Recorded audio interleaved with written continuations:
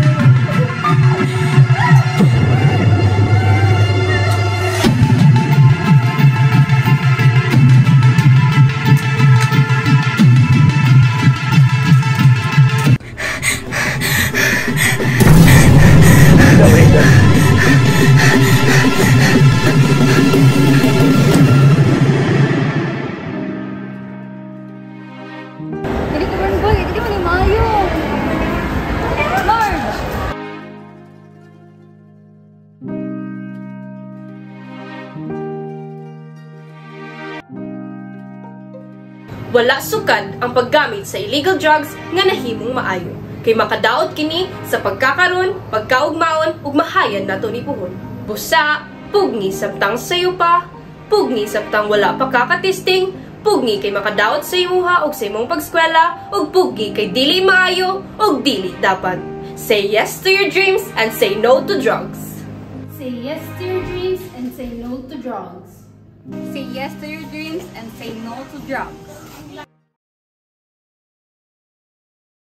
We will not stop until the last drug lord, the last financier, and the last pusher have surrendered or put behind bars or below the ground if they so wish. The crime and drug-infested shanties of the Philippine archipelago have been turned into a drug war zone in the 5 bloody years of Rodrigo Duterte's presidency. It's not a dog, my son. It's not a dog or a pig to kill like them. Huli sa aktong nagdodroga umano ang 4 na suspect na nasa drug watch list sa Quezon City. Ang isa sa kanila, sumailalim pa sa drug rehab. 2,250 na ang nasawi sa halos 42,000 operasyon ng pulisya kontra droga. Base po yan sa